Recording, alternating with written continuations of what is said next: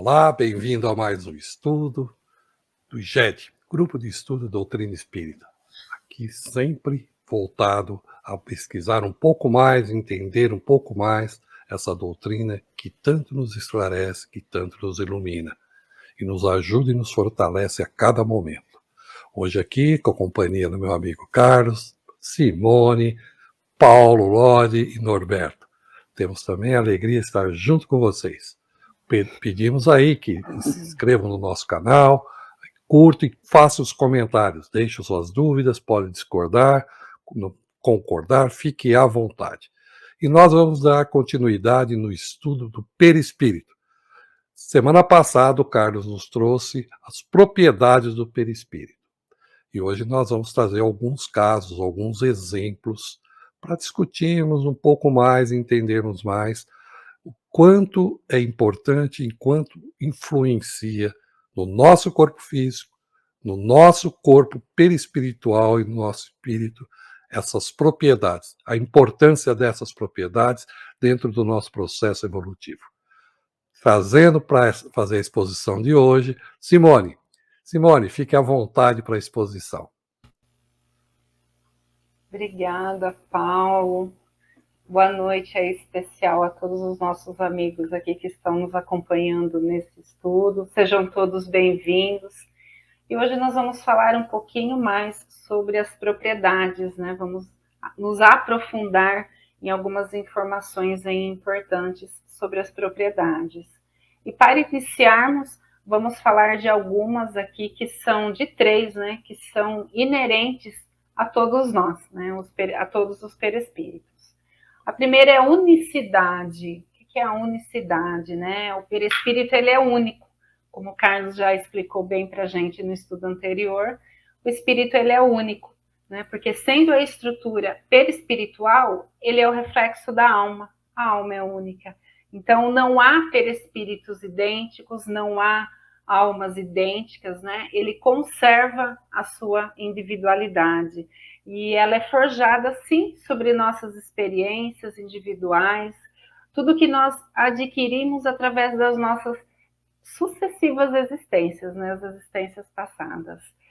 A outra característica, a perenidade, né, a perenidade que vem nos trazer que o corpo espiritual, ele é indestrutível, né, ele não tem fim, muito embora possa ali se degradar, né, até a perda da forma humana, no caso os ovoides, que vamos falar mais adiante, né, ele não é suscetível de modificar a sua essência, ela permanece. E uma outra, a mutalidade, né? O perispírito, ele não é imutável, ele se modifica constantemente, né? Ele vai se, aos poucos, se depurando, ele vai se modificando, né? Quando ele reencarna, quando ele se eleva, quando ele cai, quando ele decai, quando ele vai para outra morada do Pai, né? Ele vai, aos poucos, se depurando, se enobrecendo, né? Mas ele não é imutável. Então essas propriedades elas existem, né, independente da condição do perispírito, existem em todos. E agora nós vamos falar no nosso primeiro exemplo aí de uma reencarnação compulsória. Olha que interessante, né?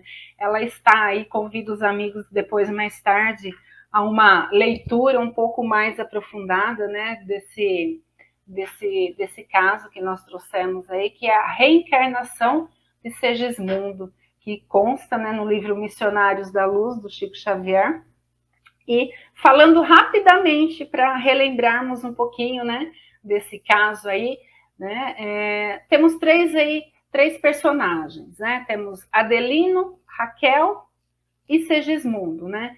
Segismundo, ele assassinou Adelino com o intuito de se casar com Raquel, né, a quem ele se interessou, mesmo sabendo que Raquel, né, continuava na condição de esposa de Adelino, né? E aí toda essa trama com a morte do Adelino, do marido, Raquel, ela passa por um desequilíbrio muito grande, se envolve nas drogas, cai nas drogas, né? Prostituição, e aí acaba, né, levando-a ao suicídio. Segismundo, acompanhando tudo, né, todos esses fatos, né, que sucederam aí desde o início, ele acaba também se perturbando e acaba tirando, né, a sua própria vida. Então, já no mundo espiritual, né, depois da sua conscientização, de todo o trabalho, né, dos espíritos amigos ali com Segismundo também, né, então ele acaba compreendendo o mal que ele causou, tanto a ele quanto aos outros que estavam ali com ele, e aí ele começa a refletir um pouquinho na sua transformação, no seu comportamento. Passado alguns anos, né, nós vemos ali Raquel e Adelino voltando, né, reencarnando como um casal e aceitando ali Segismundo como seu filho, como um segundo filho, né? Então, por uma bondade divina, podemos assim dizer. E aqui eu trouxe para gente, né, na questão 262 do Livro dos Espíritos, que vem falar um pouquinho, né, que vem reafirmar a importância, né, da interferência, né, do nosso Pai na nossa condição em que estamos na espiritualidade. Diz assim, ó: Deus pode impor uma existência a um espírito, quando este, por sua inferioridade ou sua má vontade, não está apto a compreender o que poderia ser-lhe mais salutar. E quando vê essa existência, pode servir à sua purificação e adiantamento, ao mesmo tempo que encontra nela uma expiação. Então aí fala um pouquinho, né, de todo o trabalho desses três espíritos, do que eles ainda necessitam passar. Então essas atribulações, né, tudo que ocorre, podem ser sim impostas, né, a esses espíritos. E aí nós temos algumas propriedades, né, importantes para nós, né? Nós temos aí plasticidade, a densidade, a ponderabilidade. O que são todas elas, né? São, rapidamente falando, né, esse espírito, ele ainda está preso à ideia fixa, né? Por um tempo ele ficou preso à ideia fixa do que ele fez. Então ele perde aquela sua expansibilidade por falta de função. E aí percebemos que há sim uma retração perispiritual por conta daquele momento, por conta do que está, do que é aquele espírito, né, a condição em que ele está. E percebemos que toda a imagem de tudo que ocorreu fica retida na sua consciência e vai se materializando o tempo todo, né, no ambiente dele, até que ele concorde com a sua situação, aceite, né, a sua situação e vá assim para a transformação. Então, relembrando, né, que todo pensamento ruim, todo ato criminoso provoca sim um estreitamento, como se fosse uma contração do nosso ser psíquico. E nesse momento, todos os elementos eles se condensam. Parece que nós vamos ficando cada vez menores realmente na nossa condição, até pela plasticidade, por ter aquela ideia fixa e não termos condições de refletir em mais nada do que ocorre ao nosso redor, né? Então podemos dizer que quanto maior a densidade do perispírito, maior também é o seu peso, né? Então nesse momento eu convido nossos amigos aqui, né, para falar um pouquinho das propriedades também, né? E dessa reencarnação importante que é a de Segismundo. Bom, chamando agora os nossos amigos aí para agregar conhecimento aí sobre a reencarnação de Segismundo. Que bom, Simone, que bom. Vamos lá? Comentário? Vamos iniciar aí, Paulo. Fique à vontade. Ok, obrigado, Simone. Muito legal aí essa apresentação. Esse é o caso típico, né, clássico de reencarnação. E todo caso de reencarnação, o perispírito vai apresentar essa propriedade da plasticidade, né? Como nós sabemos, então, lá no caso Segismundo, há todo o processo ali de miniaturização do perispírito, do acoplamento, mostrando toda essa plasticidade que existe em todo o perispírito, né? E a expansibilidade também, que está muito relacionado a isso, né? A densidade, como sabemos também, ela está presente em todos os casos de desencarnação e de encarnação. porque nós vamos variar ali o peso específico, né, ou massa específica, como queiram, do nosso perispírito, seja perdendo material quando desencarnamos, né, e nesse caso específico da reencarnação de Segismundo, a história deles, né, quando eles desencarnam, eles vão para o mundo astral inferior, e lá a densidade está pesada. Então, os espíritos não conseguem perceber a ajuda dos amigos espirituais, eles sofrem bastante, depois eles melhoram a sua condição psíquica, mostrando que a densidade está diretamente relacionada com o pensamento, com a nossa vontade, e aí eles vão para as colônias, se preparam, Raquel ali e o seu esposo voltam, e o Segismundo fica lá, como um trabalhador do bem. E aí a densidade dele e dos outros melhora relativamente, porque agora estão mais equilibrados, e é importante colocar aqui que a ponderabilidade também está muito relacionada com a densidade, né? Existem propriedades que estão diretamente ligadas, né? A densidade com a ponderabilidade, com a luminosidade, né?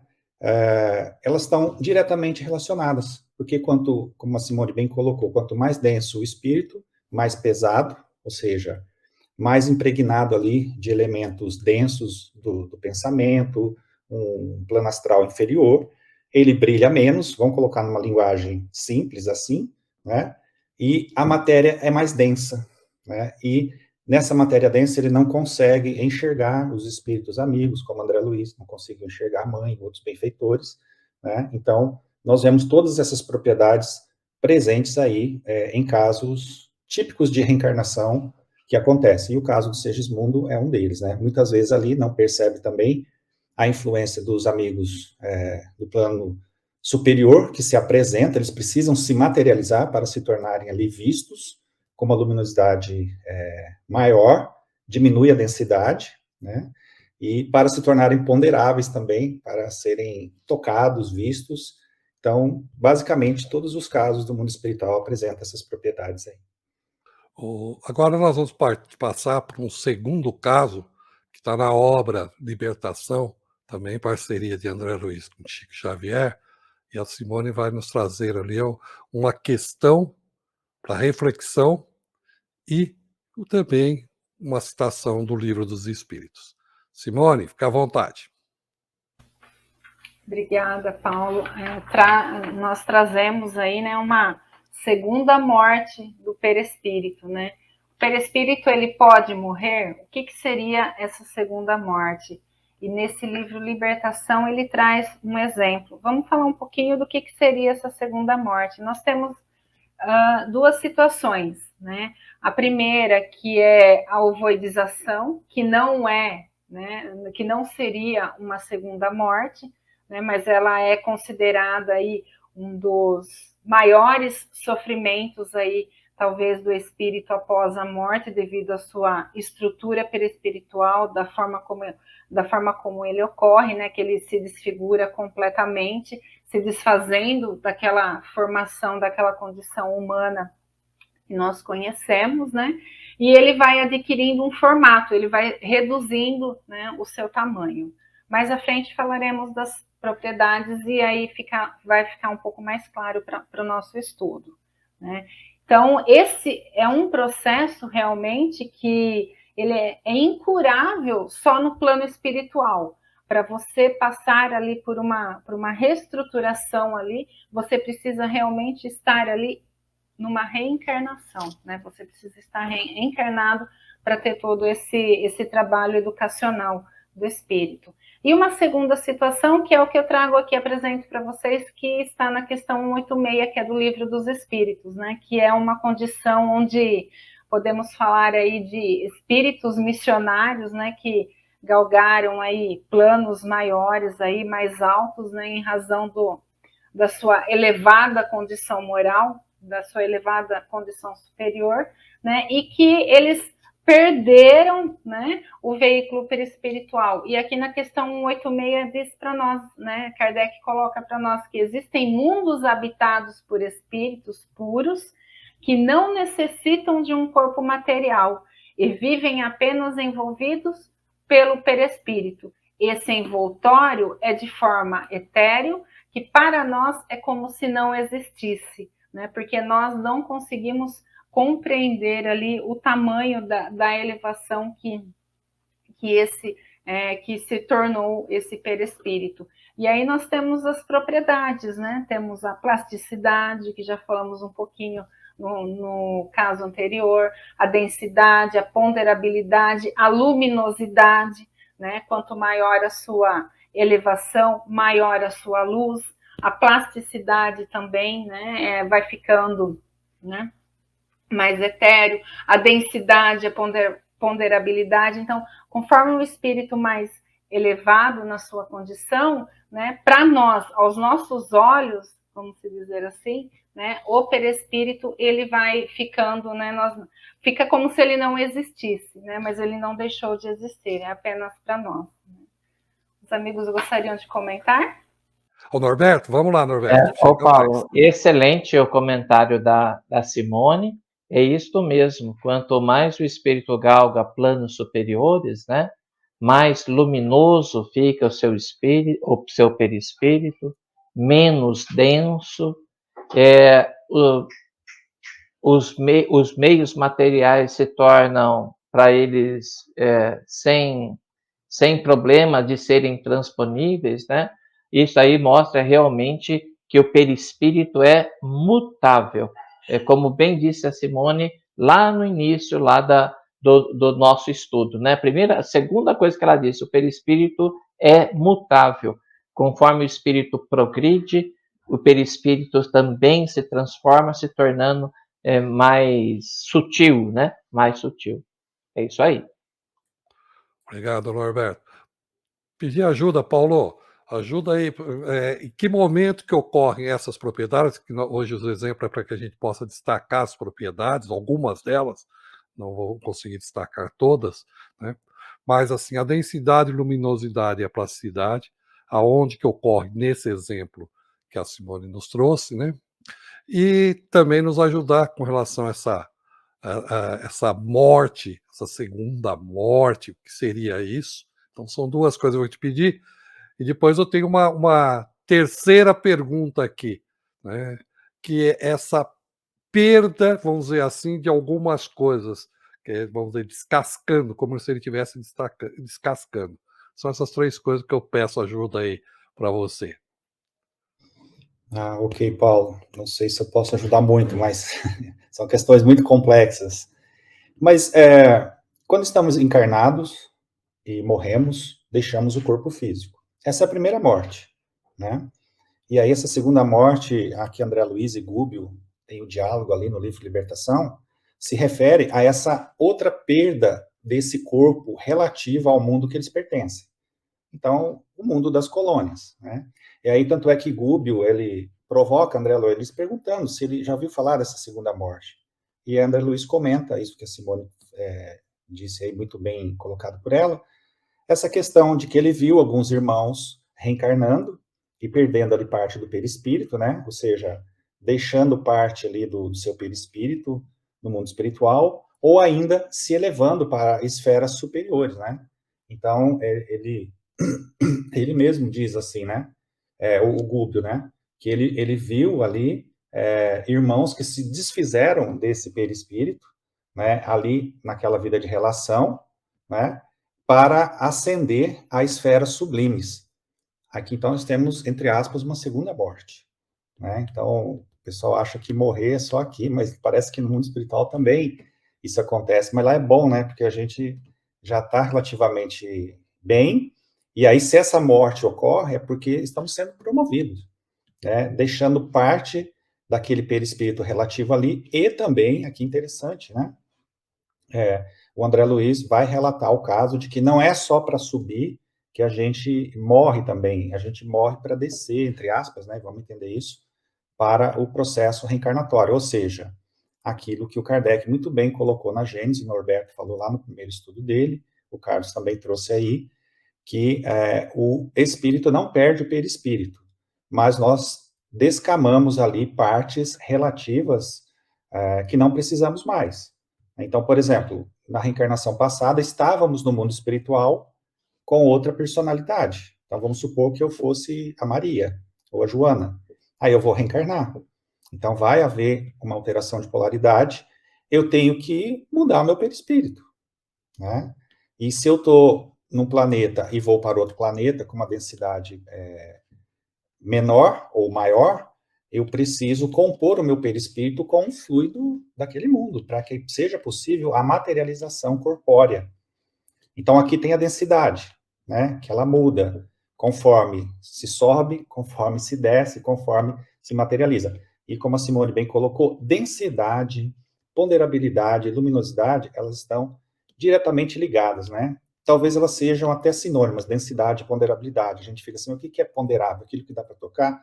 Na definição do Zimmermann, ele coloca, né, aquilo que tem peso específico relativo. Ou seja, a densidade está diretamente relacionada à ponderabilidade do espírito. Quanto menor a densidade, maior a elevação do espírito e ele está ali num plano diferente, né, e muitas vezes não conseguimos ver. A mãe de André Luiz, por exemplo, todos os ministros de nosso lar, que não são daquele plano, mas estão ali por hora materializados, e não sei como, não sei se eles nasceram ali, ou se eles simplesmente absorveram fluidos daquele plano para densificarem o perispírito e permanecerem ali, né? Tem um hiato aqui que a gente precisa, em algum momento, estudar mais a fundo sobre isso. E a luminosidade, né, que é a consequência direta disso, né, da densidade, enfim, da vibração do espírito. Bom, é isso, Paulo. Não sei se deu para esclarecer, né? Quem quiser complementar. Eu vou trazer o Norberto aqui, mas antes, só me ajuda aí para ver se eu entendi, né? Eu vou perdendo algumas, não a propriedade às vezes em si, né? Mas algo para compor essa propriedade, me corrija aí, em virtude de duas situações. Uma, do meu processo de reencarnação. No plano que eu estou, no mundo que eu estou, precisa de determinadas composições, vou usar esse termo, para minhas propriedades, para naquele momento que eu estou. E a segunda eu vou perdendo de acordo com o meu nível de evolução, que eu não tenho mais necessidade. É por aí, Loli? Me ajuda aí, se eu... Por aí, mas quer falar antes, Norberto? Aí a gente... Bom, nessa história eu tenho muito mais dúvidas do que afirmativas, né? E eu vou construindo aqui do meu jeito o meu modelo mental para este assunto. E eu queria compartilhar com vocês se é que eu bem entendi o comentário do Lodi. Eu entendo que o espírito não morre no plano espiritual. Não existe a morte no sentido como nós a entendemos aqui. E vou fazer uma analogia que é minha, eu não li em livro nenhum, mas é o meu recurso que eu uso para criar o meu modelo mental. Imagine uma pessoa, imagine numa academia de educação física, essas academias de ginástica aí, né? E aí nós temos grupos de iniciantes, grupos que já estão ali há algum tempo, e até grupos de alto desempenho. Esses são os caras que fazem o exercício já num nível. Então, eu comparo isso daí como a sutileza do perispírito. Então, o cara que entra gordo lá, nunca fez exercício, começa devagar. Ele começa devagar. Conforme ele vai ganhando condicionamento, ele começa a frequentar grupos de mais alto desempenho. Fazendo essa analogia com o perispírito, é a mesma coisa. Nas minhas condutas, na minha vivência cristã, eu vou me burilando enquanto espírito.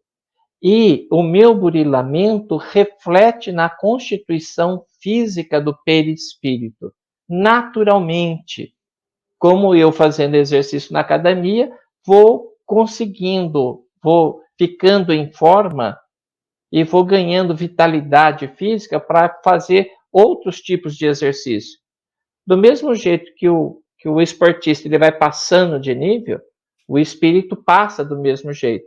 Observe que na academia eu sou sempre o mesmo. talvez com um corpo mais magro, porque eu tô malhando lá e eu tô ficando em forma, né? Mas eu sou sempre o mesmo. É assim que eu vejo, que eu criei o meu modelo mental. Eu estou compartilhando com vocês, estou cheio de insegurança, mas é assim que eu compartilho, que eu entendo esta adequação do perispírito para que o espírito possa viver em mundos mais sutis, com uma outra característica de perispírito. Quando chega a este ponto, pouca coisa tem que fazer no espírito, porque o perispírito já reúne condições para ele habitar esses outros mundos. É assim que eu entendo, viu? Ótimo. Eu vou trazer o Carlos aqui também, que quer contribuir com a gente. Carlos. Eu gostaria de contribuir. Eu gostei muito das explicações aí, né, da Simone, do Paulo e agora do Norberto também. Essa analogia que ele fez com a academia, ela é bem perfeita no sentido de que na academia da vida a gente vai evoluindo na medida que nós vamos agregando qualidades morais. E com isso aí a densidade do nosso perispírito vai diminuindo, a gente vai ficando com o perispírito mais leve, mais sutil, menos denso.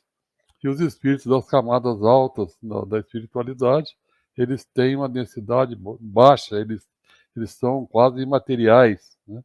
Sem matéria. E os espíritos menos evoluídos, mais primitivos, eles são mais densos, eles são mais materializados, mais próximos aqui da cruz. Agora, com relação à ideia da segunda morte, ela pensa a morte. O que é a morte? É perder o corpo. Que corpo? Corpo físico. Né? O Paulo falou muito bem isso aí. Né? Agora, a segunda morte seria o equivalente a perder um corpo já no plano espiritual. Né? E quando nós perdemos o corpo físico, o ser ele está aqui encarnado, a alma encarnada no corpo físico. Deixou o corpo físico, a alma foi para o plano espiritual, e lá ela se apresenta com um corpo sutil, um corpo quintessenciado, um corpo fluídico, o chamado, então, corpo espiritual na nomenclatura de André Luiz, que é a imagem que ele se apresenta. Esse corpo espiritual é uma cópia do nosso corpo aqui da Terra. A gente se vê com a mesma aparência lá, obviamente com exceções, que o espírito pode modificar a sua aparência. Quando ele está se recordando de vidas passadas, ele assume a aparência de vidas passadas. Mas em situação normal, o espírito vai para o plano espiritual, ele se mostra lá com essa aparência que ele está aqui. Né? Aí esse corpo, né, com a evolução do espírito moral ao longo das encarnações, esse corpo vai ficando cada vez mais luminoso. Né? Esse luminoso, esse corpo é o denominado perispírito. Ele vai ficando mais luminoso, mais sutil e menos denso. E aí vem uma outra analogia interessante. Né? A cobra, o ofídio, né, a cobra ela troca de casca de tempos em tempos. Ela vai crescendo, ela deixa aquela casca lá e sai com a outra casca. Então, aquela casca ali seria um corpo, né, o segundo corpo que a cobra deixa. Né? Então, assim, essa casca, de algumas escolas ocultistas denomina até de casca mesmo, de cascão. Ele deixa essa parte do perispírito quando ele vai para níveis da espiritualidade mais alta.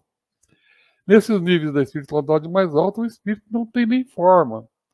Né?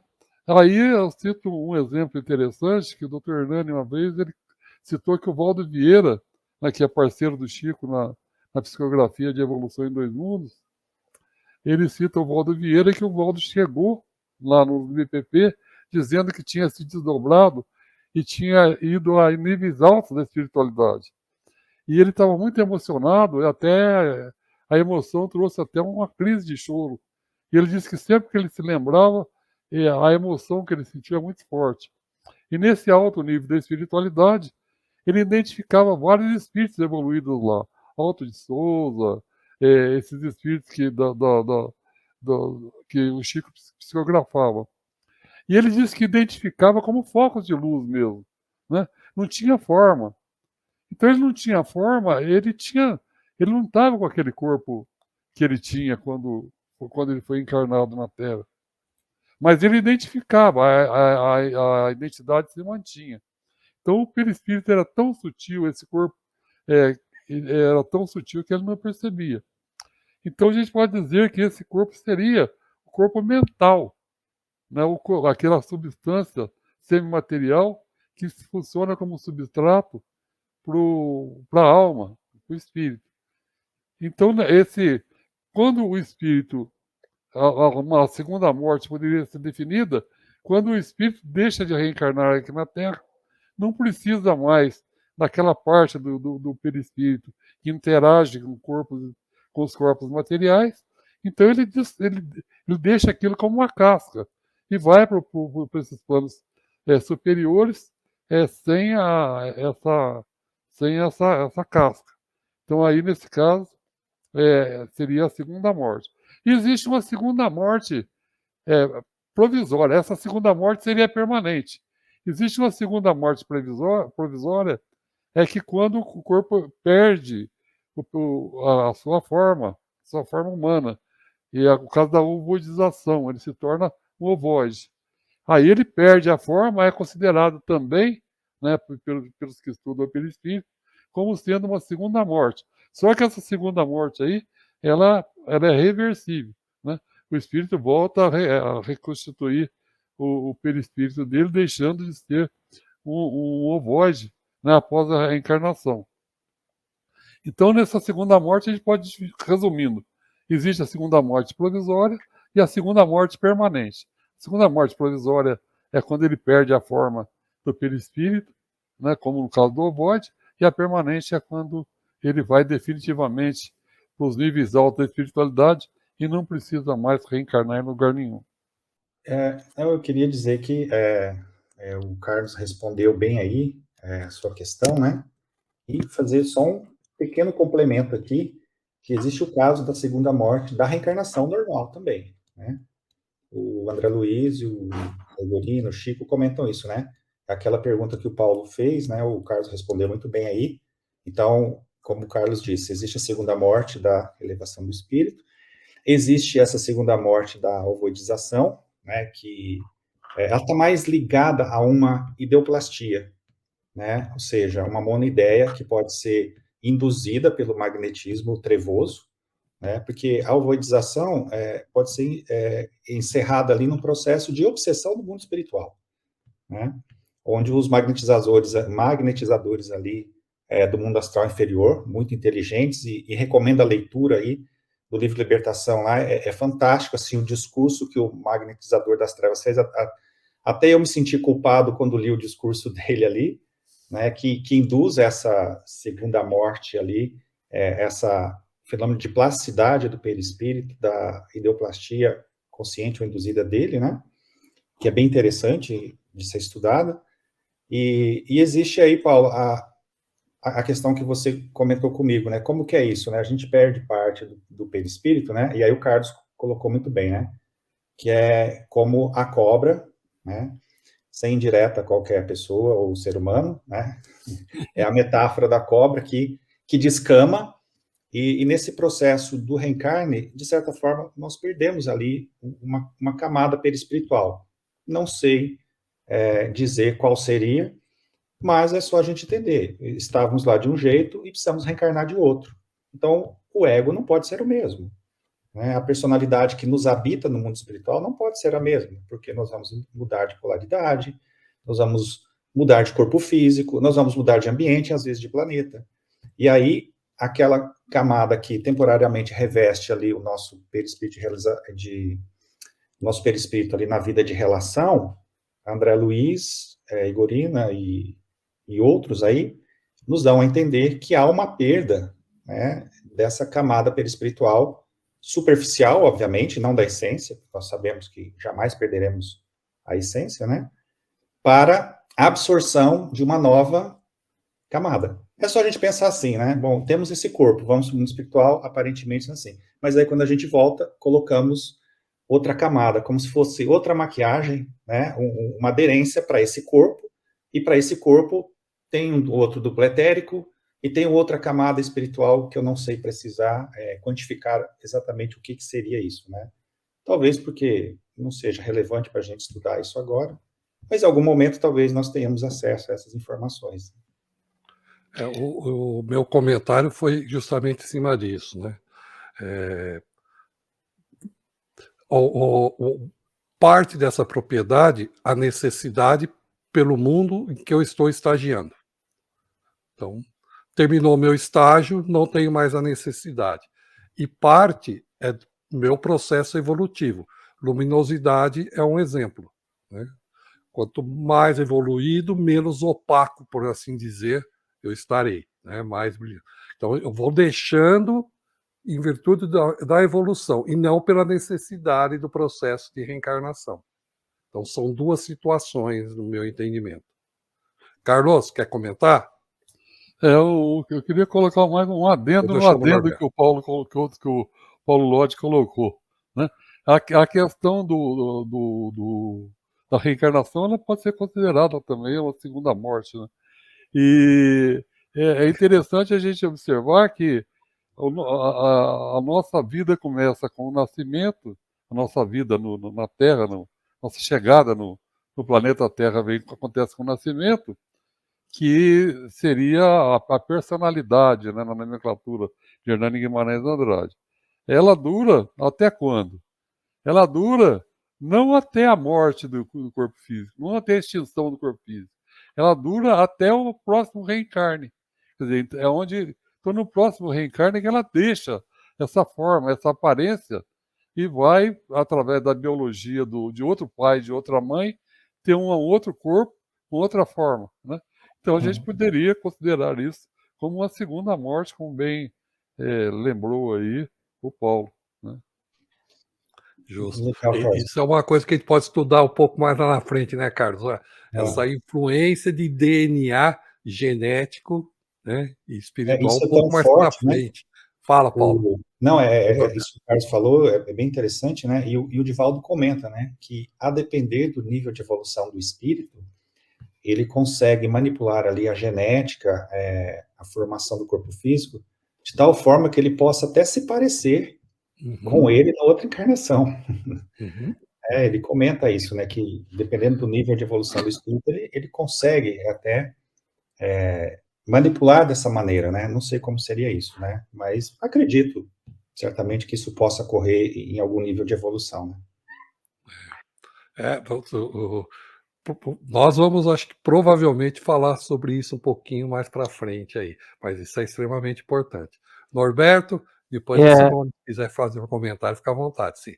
Eu também queria compartilhar novamente o meu modelo mental, que eu vou criando para poder entender um pouquinho tudo isso, né? E sem querer absolutamente ser dono da verdade. Eu só estou compartilhando aquilo que eu imagino ser. Quando a gente fala que o perispírito se modifica e assume uma forma diferente na espiritualidade, para quando o espírito parte para habitar mundos mais evoluídos, esta transformação não é assim, varinha de condão. Tanto que não é. Porque, Norberto, como é que você faz uma afirmativa dessa? Porque nós, na condição que nós estamos agora, nós trazemos diversas estruturas orgânicas que não têm mais serventia para nós. Sabiam disso? Nós temos um final da nossa coluna vertebral que é resquício da nossa evolução animal. Eu tive um problema de arritmia cardíaca, o médico foi lá e cauterizou um nervo lá. Falei, mas doutor, o que vai falhar em mim? Já estou cheio de falha, mais uma coisa você cauteriza aí. Mas, Norberto, não vai falhar nada, porque esse nervo era um resquício da nossa evolução animal. Se era um resquício da nossa evolução animal e ele está em mim, é porque antes estava no perispírito. Não tem conversa. Então, este burilamento, no meu entendimento, acontece homeopaticamente. Não é assim, tira, agora vou tirar meio quilo de perispírito de você. Não existe, não é assim não. Eu me projeto em planos mais evoluídos, ainda com uma estrutura perispiritual que reflete mundos menos evoluídos, e por não usar mais essa estrutura que eu carrego comigo para mundos mais evoluídos, ela vai deixando de ter utilidade e ela vai se atrofiando na fisiologia perispiritual. Ótimo. Não sei se falei muita besteira, mas eu imagino assim. Não, perfeito, Norberto. É a questão 540 do Livro dos Espíritos, uma questão clássica, né, onde nós, apesar do tema dessa questão ser ali intervenção dos espíritos no mundo corporal, ação dos espíritos nos fenômenos da natureza, lá no final da resposta da pergunta, né, os espíritos respondem, né, é assim que tudo serve, tudo se encadeia na natureza, desde o átomo primitivo até o arcanjo, né, que começou por sendo um, ou seja, a natureza não dá saltos, e é exatamente isso aí. Tudo é um processo e não pode dar salto mesmo, né? É gradual. Tanto é que na reencarnação de Segismundo, já comentada, né? O Alexandre lá comenta, mostra André Luiz ali, que quando, no processo de reencarne, quando o espermatozoide fecunda o óvulo, aí faz todo o processo ali de mitose, meiose, e vai se alimentando do líquido amniótico, né? Ele vai mostrando que a ontogênese, ou seja, a formação do corpo físico, ela remonta à filogênese, ou seja, mostrando por onde o princípio inteligente estagiou, né? Todas as fases, e dá para ser visto isso, né? É fantástico. Isso. E essa afirmação sua, a gente vê que a ontogênese repete a filogênese, a gente vê que na embriologia, o embrião começa a aparecer com um peixinho, depois parece com um réptil, depois parece com um ser humano, demonstra isso. Um outro aspecto interessante é que Ian Stevenson, ele escreveu um livro que diz que quando a biologia e a reencarnação se interconectam. Então, é sobre marcas de nascença. Então, crianças que se lembram de ter vivido vidas passadas, que tiveram um tempo curto de intermissão, ou seja, ficaram pouco tempo no plano espiritual antes de reencarnar. Então, eles trazem do corpo anterior marcas de nascença, né? Se alguém levou um tiro no pescoço e entrou de um lado e saiu do outro, e ficou pouco tempo no plano espiritual, o perispírito não se recompôs, e ele volta com uma marca onde entrou e onde saiu, no outro corpo dele, né, que tem outra genética. Então vem mesmo do perispírito confirmando aí a hipótese aí do Norberto aí, que é mais que uma hipótese, é uma certeza mesmo. Então nós vamos agora apresentar o terceiro caso da obra Voltei, Chico. Simone vai expor aqui, vamos tentar buscar algumas propriedades, dentre elas a densidade e luminosidade nesse caso. Simone, é com você. Vamos lá, eu coloquei logo no título aí para nós aí, que a gente vai entender no finalzinho aí das nossas conversas o porquê dele, né? Que é reconhece-se o verdadeiro espírita pela sua transformação moral.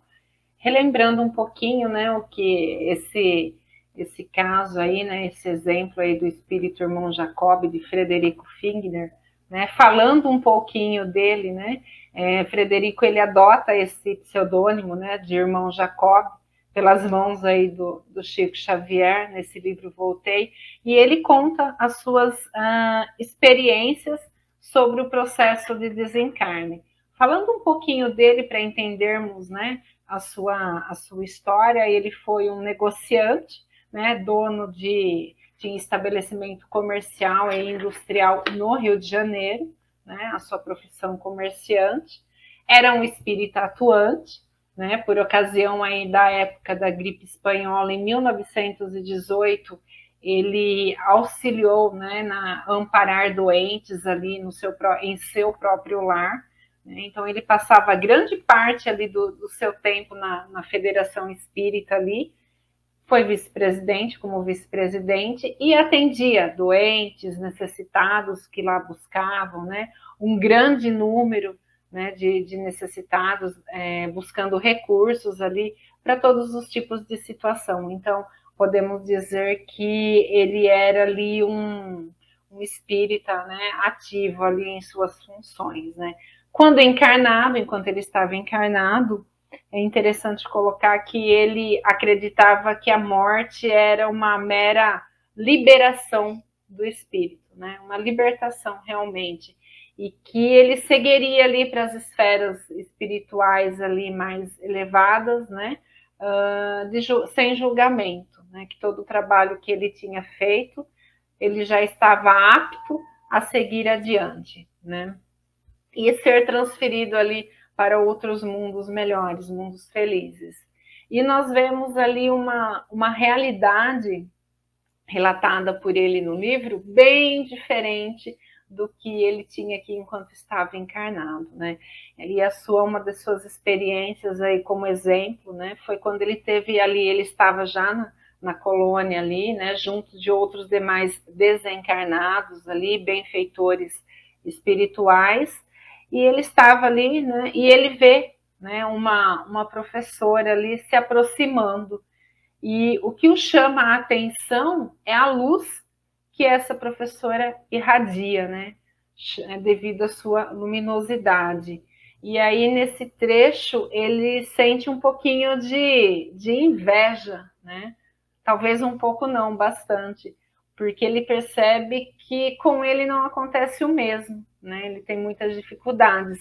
E aí ele chega a ser até repreendido pela filha ali, pela sua filha Marta, né, devido a esse pensamento, julgando, né, porque que a professora tinha aquela luminosidade e ele ali não apresentava essa luz interior. E aí eu trouxe um trechinho para nós aí, que diz um pouquinho, né, do que ele fala, né. É para você, membros da grande família que tanto desejei servir, que grafei estas páginas, sem a presunção de convencer.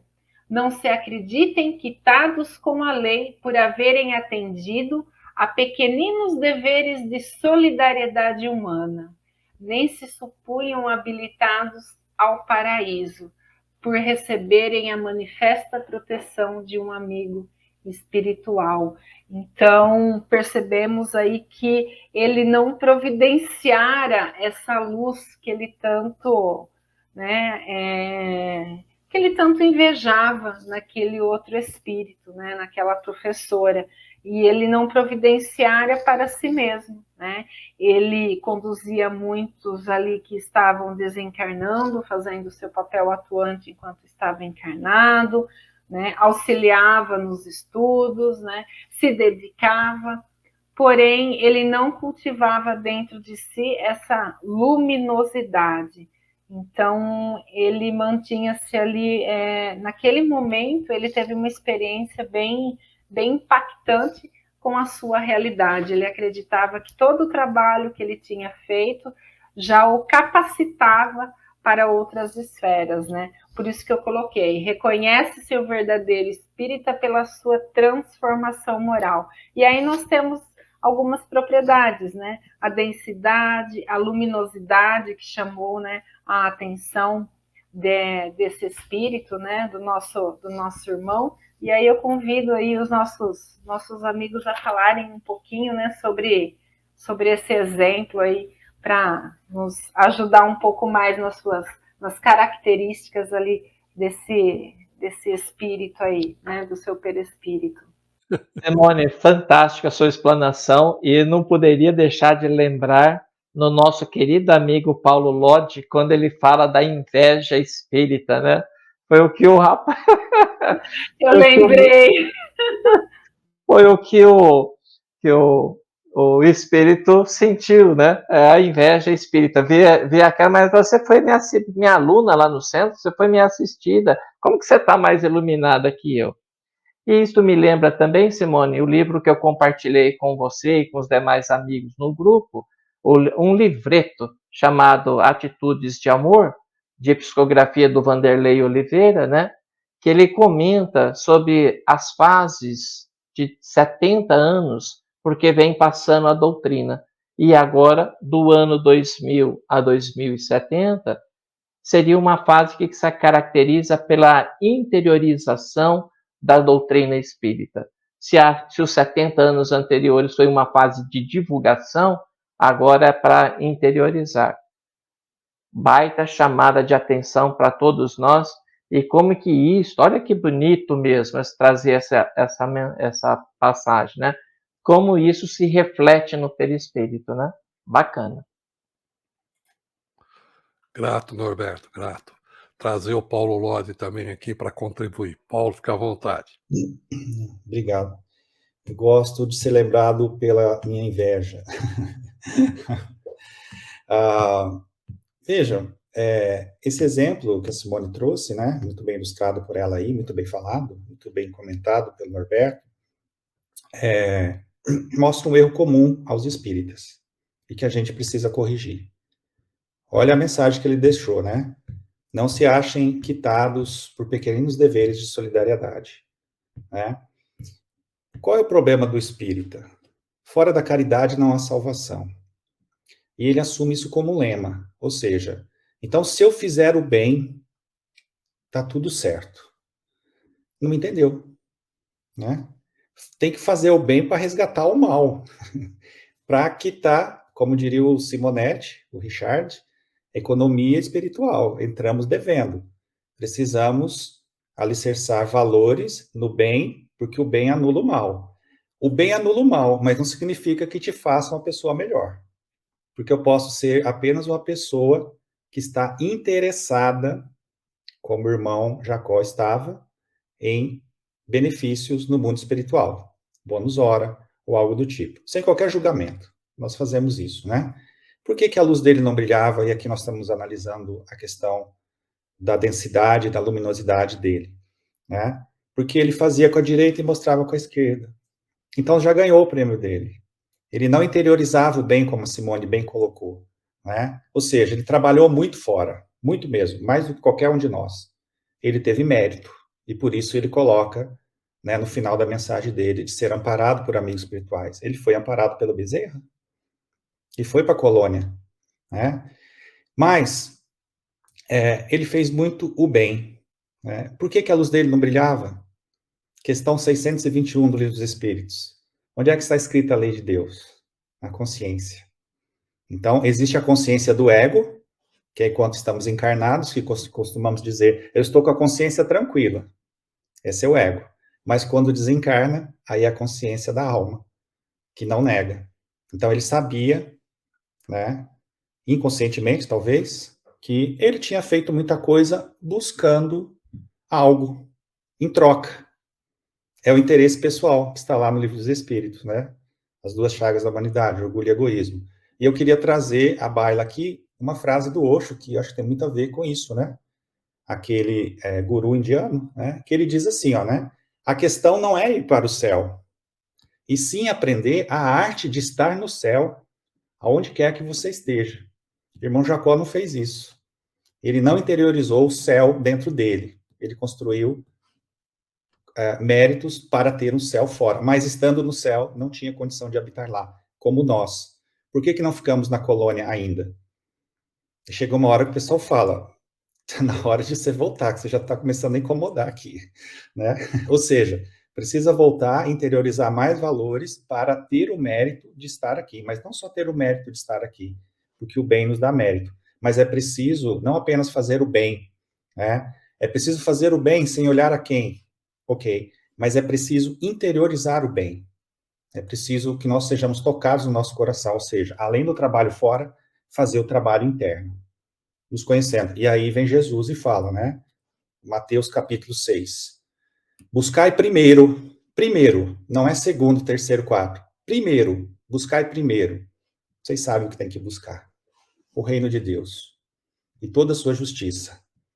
E todo o resto vos será dado por acréscimo. Inclusive um lugar na colônia, né? O que é o reino de Deus e toda a sua justiça? Né? Onde é que está esse reino? Não vou responder. Pense aí, depois a gente discute futuramente. Ótimo, Paulo, né? E destacando, né? O que ele fez, né? Tem seus méritos? Tem seus méritos, né? É processo, moçada. Nós fazemos isso, nós agimos nisso. É processo, tudo é um processo. Comece a fazer o bem, né? Ah, mas não importa. Ah, mas ele está lá, né, requisitando os louros, né, do bem que ele causou, tudo. Não tem problema. Melhor fazer do que se tornar um omisso. Esse é o maior dos erros, a omissão. Carlos, chega Pois é. mais. O Paulo Lodge fez aí um comentário muito interessante, e a Simone fez uma belíssima apresentação aí, sobre a questão do irmão Jacó, no livro Voltei. O que o Paulo Lodge falou que não é necessário a gente. Não é necessário, mas não o suficiente nós fazermos o bem para conquistar, né, para construir o reino de Deus dentro de nós. Então nós devemos sim fazer o bem, mas internalizar, introjetar esse bem em nós para que ele se transforme em nossa maneira natural, normal de agir, né? E que o nosso pensamento esteja alinhado ao pensamento de Deus, nosso Pai Criador. Aí sim nós construímos esse reino de Deus dentro de nós. Agora, como o tema é perispírito, o Sidney, que escreveu um livro, o livro mais recente dele, ele cita um caso de uma professora dele, que ele foi católico quando era criança, e uma professora de catecismo, que fazia uma analogia de que a alma era uma veste branca que vestia, e que os pecados deixavam a alma suja, né? E que cabia a pessoa limpar a alma. E essa limpeza da alma não é nada mais, nada menos que agregar, então, valores morais a ele. Então, imaginando o nosso perispírito como uma veste, né, uma roupa que o espírito veste quando habita as paragens espirituais, essa roupa ela deve ser cada vez mais limpada, cada vez mais limpa, né, cada vez para que o branco da sua cor, do seu tecido, possa se manifestar, né, refletindo toda a luz e mostrando então uma imagem iluminada. Então agora como que o irmão Jacó, ele constatou isso, que ele, a sua veste perispiritual, ela não estava tão branca como daquela outra pessoa, né? E que ele sentiu inveja. E ele então estava nos alertando nesse livro para que nós cuidássemos então da nossa veste, né? Ou seja, exercitar as virtudes do Evangelho, a prática do bem, do amor, da caridade, do perdão, amar ao próximo, exercitar o amor ao próximo, né? Querer para o próximo o bem que é para si, um exercício constante na nossa convivência, no trabalho, em casa, principalmente, né? Aqueles próximos sobre o mesmo teto, exercitarmos aí essas qualidades. Fazendo isso, com certeza nós estaremos lavando essa nossa veste, né, perispiritual, e a tornando cada vez mais limpa, quer dizer, ela sendo mais limpa, ela vai estar mais leve, eliminou a sujeira, né? Ela estando mais limpa, ela vai brilhar mais, a luz vai bater e refletir melhor, né? Então ela vai ficar menos densa, e mais luminosa. Então, esse exercício dessa prática, dessa internalização, então, da prática do bem em nós, é a nossa maneira de lavar nosso traje perispiritual. Grato, Carlos. Importante esse destaque que você deu, né, dessa relação entre a propriedade da densidade com a luminosidade, né? É o que nós até no exemplo anterior foi um pouco do meu questionamento. Então, quanto menos denso, mais luminoso. Então, eu vou deixando de ter algumas características nessas propriedades e ganhando outras, né? E esperamos justamente isso, né? Deixarmos de ser densos, né? E sermos luminosos. Mas as oportunidades ocorrem em todo momento com a gente. Só queria falar, para não parecer muito pessimista, né, que fazer o bem é importante, e a gente tem que começar por algum lugar. Então, nós começamos assim, vamos aprendendo, e aí talvez como o irmão Jacó, já batemos lá e já voltamos, porque percebemos que que só fazer o bem não é suficiente, precisa internalizar o bem, né, e precisa ao encontro da nossa verdade, né, como diz Jesus, a verdade vos libertará, a minha verdade, olhar as minhas encrencas, né, e como você falou, não há perispírito que vá se eterizar, né, sem o acoplamento ali do seu pensamento. O pensamento é tudo para o espírito, né, e no pensamento, a vibração do espírito ali, é que vai determinar a sua densidade, a sua luminosidade, né, a sua condição de se elevar a outros planos, né? Então, não é só fazer coisas fora, precisamos fazer as coisas dentro, né, para que a gente possa compreender o processo de evolução, que muitos ainda não compreenderam. Nós também estamos ainda aprendendo acerca disso. Por isso que vamos e voltamos, e tá tudo certo, é assim mesmo que funciona, né? Ninguém desanime por conta disso.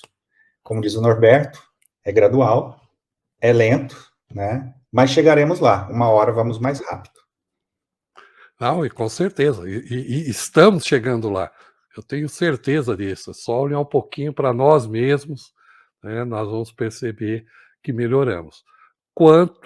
Talvez nem tanto quanto gostaríamos, né, mas melhoramos sim, com certeza. Simone, gratidão hoje por ter feito a exposição desses casos, aos meus amigos, contribuindo com os comentários, e a todos que nos acompanham, sempre desejando a paz e a luz do Mestre Jesus.